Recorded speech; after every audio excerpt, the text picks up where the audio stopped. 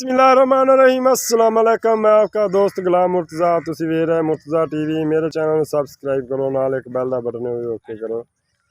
हर video मेरे वीरा दोस्तों लिए जल्दी पहुँच सके। दोस्तों लिए माशाल्लाह प्योर नीली दी खड़ी रहन दे जा प्योर नीली दी झोटी लैके आए हैं। माशाल्लाह देखो मन दी अख, छोटा छोटा सिंह देखो, हथ रखा लुक जाता है। सील बिल्कुल बूथी बरीक, मूँह च चौगी। ये अनमोल हीरे मुर्तज़ा चैनल तो इंशाल्लाह मिल सकते हैं। तुनी कौली बिल्कुल नहीं हैगी। वक्खी देख लो दोस्तों, इंशाल्लाह तसलियां मैं करा देना। नाड़ा विचों दिस रही ने बरीक किन्नी झोटी है। और थन वेखो माशाल्लाह मुठ दा, और बहाना भी चंगा बनाई आँदी है। अजे 15 दिन झोटियां दिन लैंदी, 10 तो 15 दिन।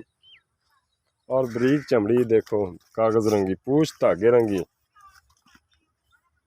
इन थोड़े ना खुला कर दे।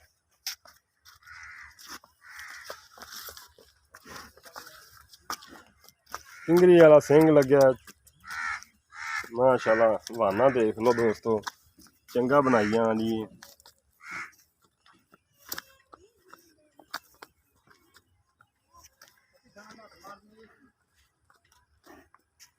हथ मारा नहीं हिलती माशाल्लाह, बड़ी सील है जी। देखो हाँ, मैंने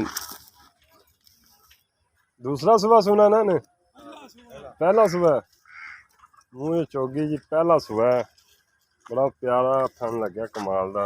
किन्ने दिन लैंदी भला, किन्ने दिन लैंदी? 10 दिन जी लै जाएगी। चल टोर है उठा वेख लो, कंड वेख लो माशाल्लाह।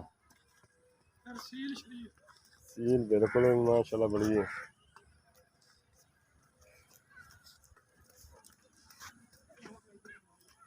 कद भी सोहना झोटी का।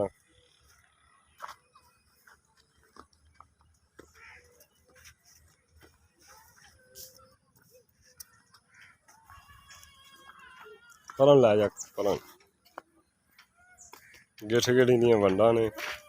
बहाना है जी माशाल्लाह, 10 दिन चंगा खोल जाना।